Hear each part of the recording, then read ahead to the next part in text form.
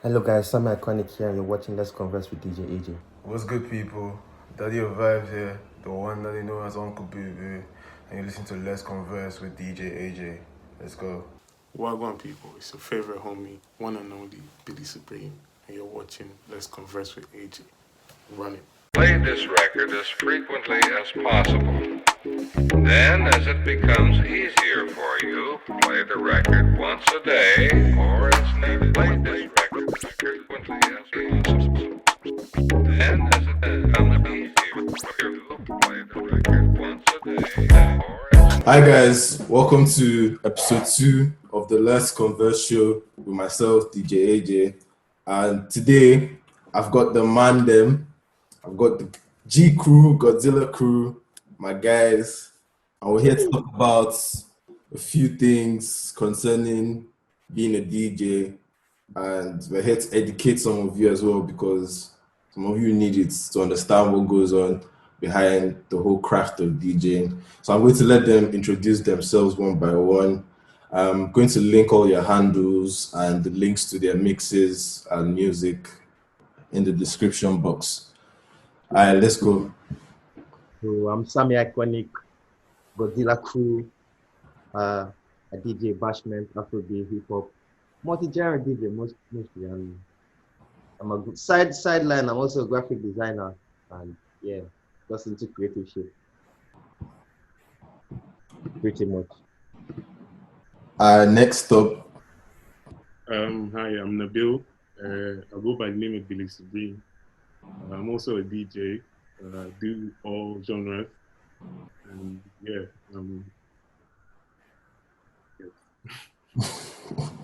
Don't get excited also.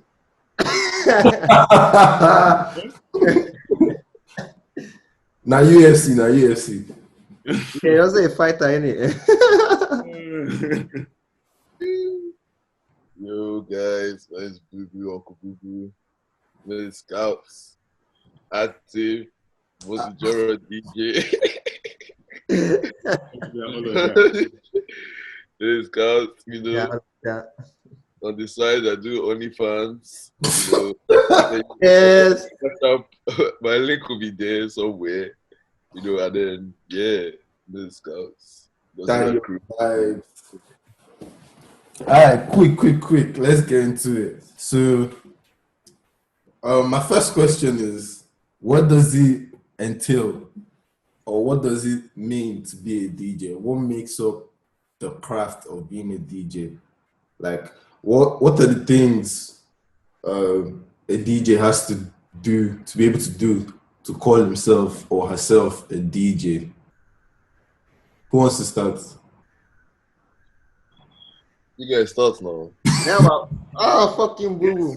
it's similar to a martial art. Yeah, you guys always call me UFC.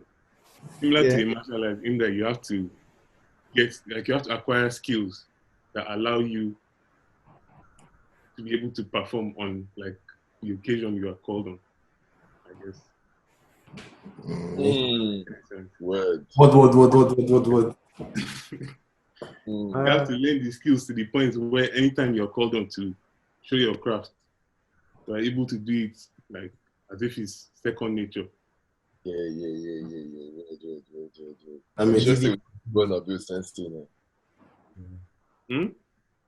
I agree with Nabil, man. He's right. Does anyone else have any other?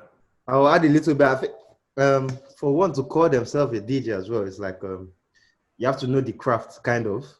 Like when it comes to like the history and what it is to be a DJ. It's like it's not just jumping on and playing the hottest tracks. It's like, can you discover talent in these tracks, or can you show your audience talent? Can you, because of your skill, make someone's work even better? So like breaking artists into the scene, putting on new sounds and creating new stuff as well. So that adds to like the whole being a DJ kind of thing.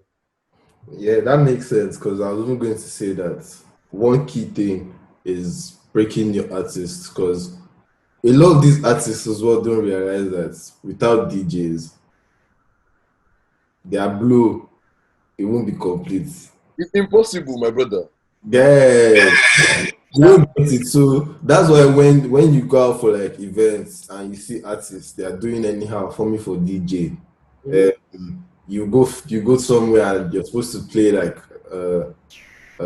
I went for a video shoot like to DJ, and the guy was like, you should know me, you should have my music. I'm like, bro, I don't know you from anywhere, man. Introduce That yourself. kind of thing. So some of these artists don't realize these things. Like it's It's more when like you write the tracks that make people get engaged into the music. Sometimes people don't even know the lyrics to the song, but just the way you play it, make them, oh, what's that song? Oh, what's that song? what's that song you get? Because like Like how people keep asking us for the Godzilla Krew track list that we still haven't submitted. But shout out to us, man. That guy is on our keys. You ain't catch us on site, man. Yo, send your track list. sorry, man. Like I think like artists don't realize how important DJs are to the whole music industry. It's like the whole idea of digital music, like you can go on Spotify, find your music, is taken away from that whole chase down a DJ and get him to play your song in the club, or find a DJ for you that follows you on your tours or your concerts to mix for you and do stuff for you. So like they don't understand that we are that versatile, we are that important. Yeah, because back in the days, there's this Nigerian DJ that I really rate, DJ T. He's like one of the OGs. Back in the days, I was on the live. He was talking about like some things about DJ. It was like back in the days, artists used to chase down DJs, like give DJs their CDs. Back when it was vinyls, like them kind of things. So a lot of these guys, they need to understand. And when you say it's like, oh, go online, like download it. Like I was talking to an artist and I told him to like mail me some of his songs. He was like, I should go online. I'm like, yo, the quality is not the same. Like by the time you download the quality goes down. So like some of you need to understand these things. So when a DJ is asking you, number one, DJ should not even be begging you for your songs. If you know you want your songs to be heard, especially as an upcoming artist, because it's the DJs that will break it into like different crowds. That's how you can tell like how a crowd will react to your song. Yeah, that's how you can tell. So some of these artists you guys need to fix up. Kind of like, we're not going to call any names. It's terrible. To be honest, I will point some fingers to some cheap DJs as well. Because you know when DJs, what's it called? Why are you laughing? Continue. You know, it's just that I know what you're talking about, but continue. When you find some DJs and all they know how to do is play hit songs. All they know how to do is play on they only know how to play the bangers. Yeah. They only know how to play like the top tier artists, Davido, Wizkid, who don't even need your promo. Like you playing their song does nothing for their career. That's and true. Those ones are big enough, and they are big enough to break more artists, but they don't pay attention to the artists. So it's like I fun for you, you fun for me. It becomes an ego thing. Yeah. When instead we're meant to be working together. To create our own ecosystem, like Yeah, but instead it becomes an ego thing. I'm a big DJ, I can't play your song. But I'm trying to get to Davido's attention, who already has a DJ, who already has people promoting for him. doesn't give a fuck about you. Doesn't Like, give a shit.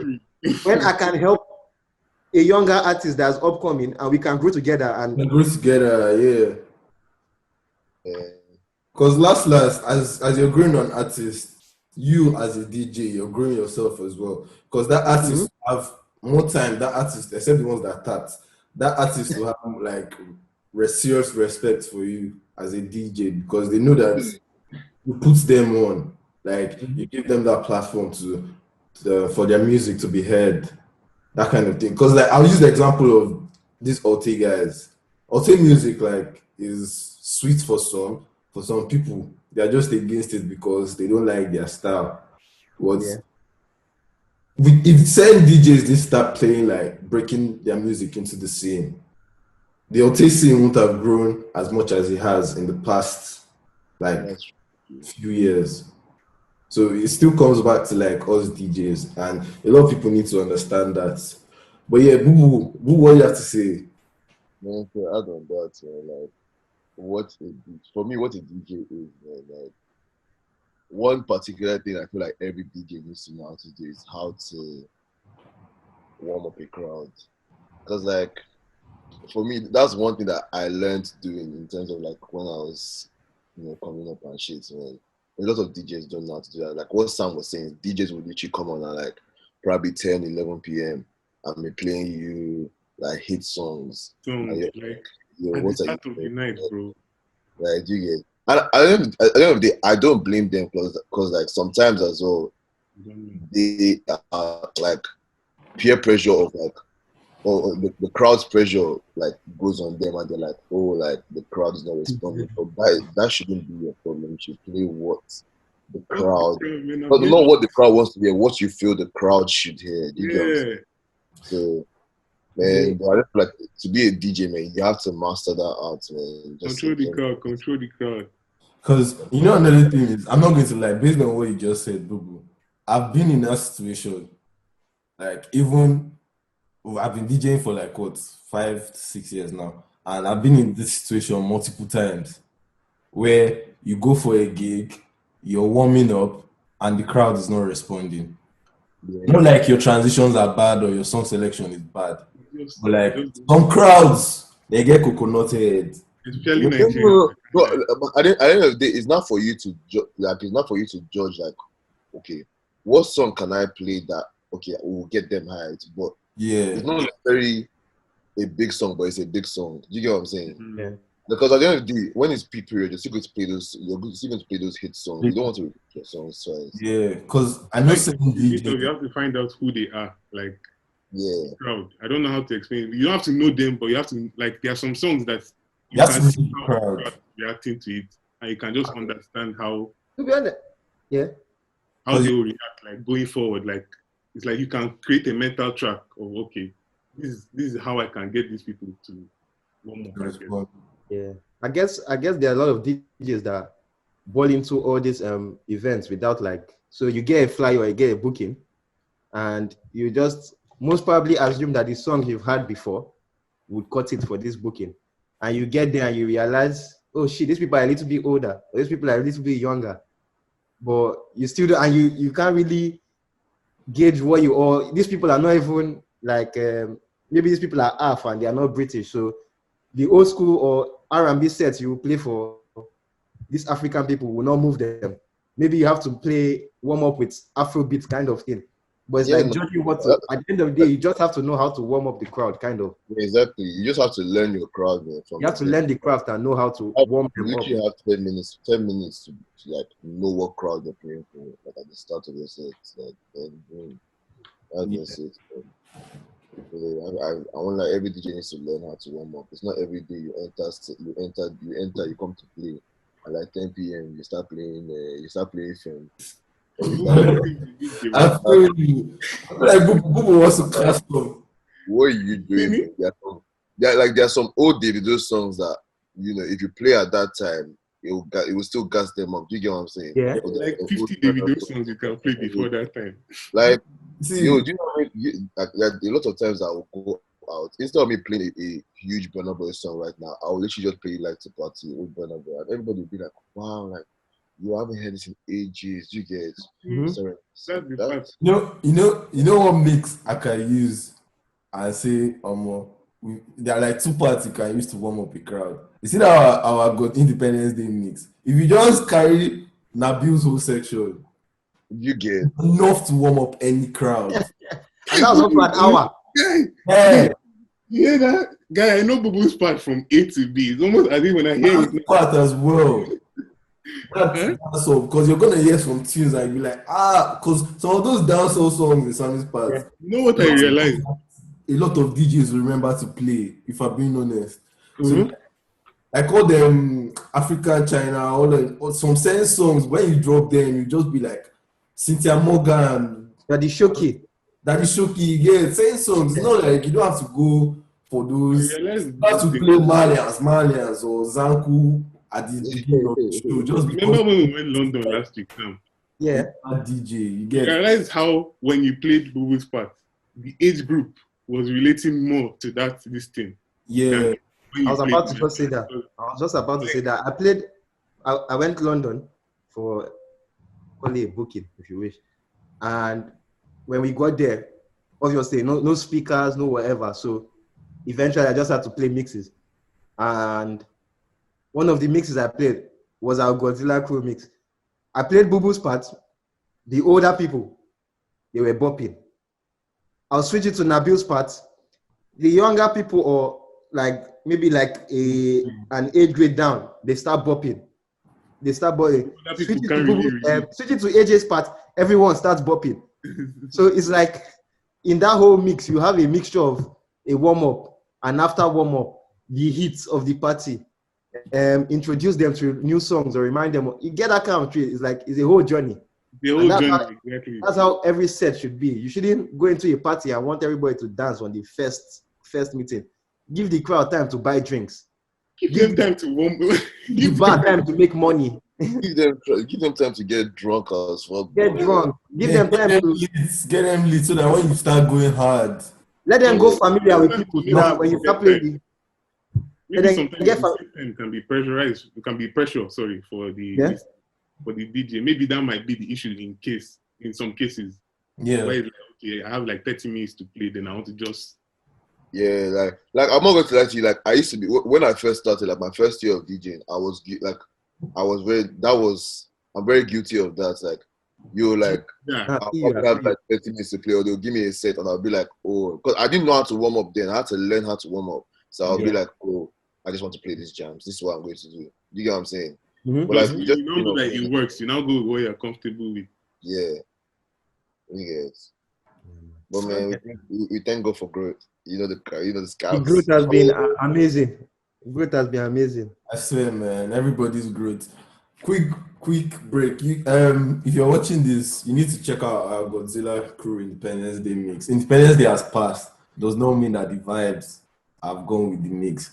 That mix is the vibe from beginning to end. So make sure you check it out. The link will be in the description box.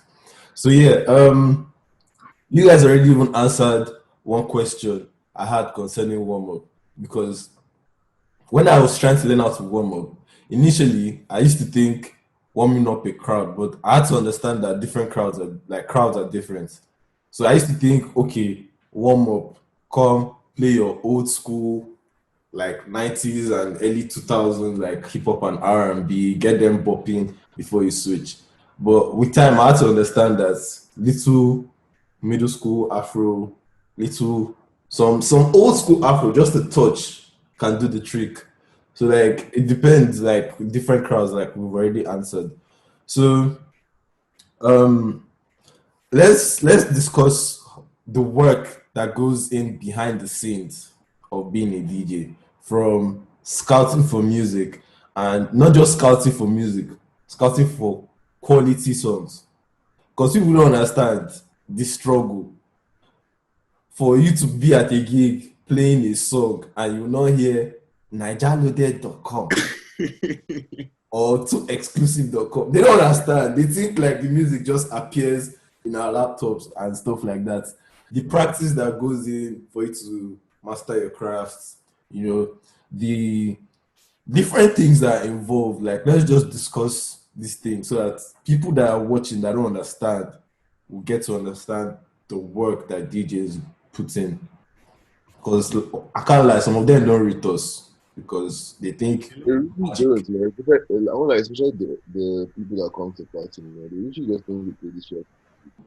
Like, how would a nigga come to me and tell me, oh, can you please play this song? How do you know I have the song? Am I meant that? This is where am I meant to get the song from at that time? You tell me to download it. Doesn't make sense. You get? Yeah. That's as far for me. Like, obviously, when you first start DJing, you'll be doing like rips and shit, because obviously niggas will be shady about sending you music and stuff, and they'll be moving weird. Also, so you'll be doing rips. Like, when I first started DJing, YouTube was my best friend. Like, yo. And then it was up until this guy, what's his name, Mr. Mikey in Postmans, that literally like educated me about how songs were, and like introduced me to DJ City and everything. Yeah. Like you could hear the difference in like. You not hear the sound quality difference. so different, like, and it made my sets a lot more better. Like the way I played, like it just made it a lot more better. You won't be hearing all those. One thing, you will not be hearing all those two exclusive.com.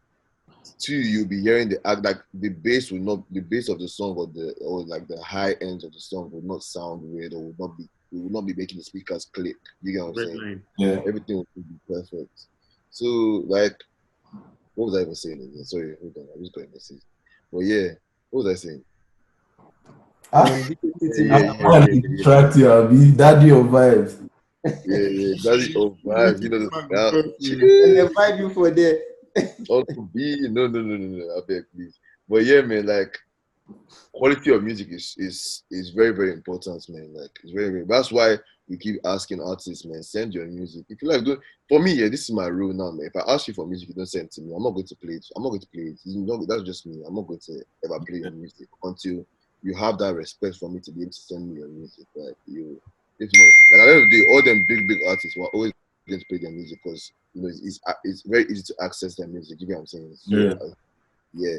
But every single all these other B, C list artists or Yeah. upcoming artists, you know, like I don't have a right to play your music. It's what I feel like playing. You get? If you come into the club, if I see you, I don't have a right to play your music. You get? It's now is if I have the music, and I'm only going to have the music if you come and send me that music. You get? Or you give me the song like beforehand. You get? All those things are very important. So like, man, song quality very, very important, man, especially for clubs. Like you need that shit. And also like the song quality as well. Like as much as people don't actually know this, like it actually takes you on a journey, man. Like it takes the audience on a journey, man. It's like if you play a shit version of a song, people are going to be like, like they're not going to be dancing. But if you have like a better quality of that song, like everybody feel every single like emotion that the song is meant to make you feel. You get? So yeah, I feel like I just my own dilemma with song this thing is to be real. Like even as much as the song might cost 99p on iStore or whatever, like by the time you buy, and my maths is very terrible, by the time you buy 10 songs or an album, you'll find that you're spending more than you ever gain on DJ kind of thing. Yeah. You still have a lot of other things to put into consideration. You still have to eat that day. You still have to your transport, whatever. So it's like the journey can get easier if people send songs, because at the end of the day, someone like Whiskey, someone's gonna leak it. Someone's going to get you the good quality. Someone's going to buy it and put it online for DJs or something. So you're going to eventually find it somehow, even if you're not meant to, but you would find it somehow. And it's like you're going to go through that struggle where you have to rip off people's songs because you don't start off with money. So realistically, where are you going to buy the song from? Especially now when everything is digital. It's not like I can run into a store and steal the CD and run out. I have to get it online. So someone's going to get it to you. But what this upcoming artists don't understand is that I might play your song on Spotify. I might get you 1 million streams. But if I get into the club and I don't have the song on my laptop, it's not getting played. It's not getting played. And once you understand ripping off songs on YouTube or SoundCloud dumps the quality, you wouldn't even want to mess up your library that much. You won't want to go to that stress to get that guy's song just maybe because he's your friend or because you like his music. You might just listen. At the end of the day, you just start listening to it on Spotify. I think that's one struggle I've had like recently. Like it's like I can't get good quality songs. So why the fuck am I actually mixing? Like I can't be asked right now to buy anyone's song because I don't have the money to. I literally can't afford your song right now. It would have been easier if you sent me the song, but you don't send the song. So why should I even bother DJing? It's like I can still DJ, but why bother? Why bother if the quality is going to be shit? If like in the next 5 months I have to delete that song and find a better quality because I'm having a big booking on a big stage. So why bother? With like the big gigs and stuff, especially like club gigs, as Bubu said, Those club speakers, if your some quality is shit, it will cast you. How I could cast you like It's not like seriously. your house monitor. Cast you. Like You- yeah, I had to learn that one from experience because even some Guy, songs I downloaded, I didn't even realize that the quality was not like playing it in my room. It sounded okay, but when I got to those clubs, That's what I'm saying, especially on stage speakers. yeah, when I got to those speakers, yeah, I'm like, is it me that's playing this rubbish? Like, I can't believe like you'll not be trying to reduce the bass or like reduce yeah, the you mute. not start tweaking stuff. Exactly. You start with the Bro, thing. I've experienced this thing, bro, guy. When I first started, there's one particular song, bro. That Young Money, every girl. God, every time I played it, it was always tweaking. You know, like when he's always doing that. Like, Yeah, it's always On that Godzilla mix, there's a Yeah. song there that does that thing. That just is that song. One of Nabil's songs on the Godzilla mix does it.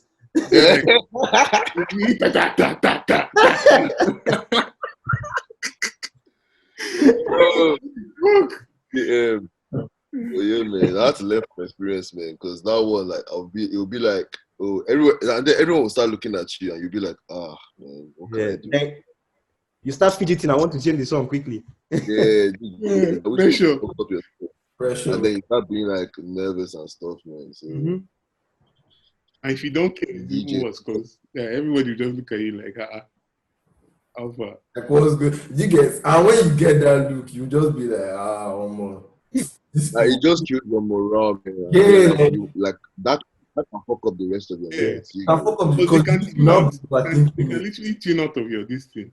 Yeah, you'll be overthinking it and you now be trying to like make up for it and you might end up messing up your whole set. So Because it's one thing to make a mistake and the crowd does not notice. But it's one thing for you not even to make a mistake, but the crowd notices something is wrong. And they look back and they're like, nigga, what are you doing? And you know, let's get into the juicy part of this conversation because I know this is the part Bubu has been waiting for. Yeah, I'm not talking about promoters as well. You want to cast guys. Now all these fuck promoters, fuck their minds, fuck everything they stand for. fuck this stands for. I Fuck the club and fuck promoters, man. knew it was coming.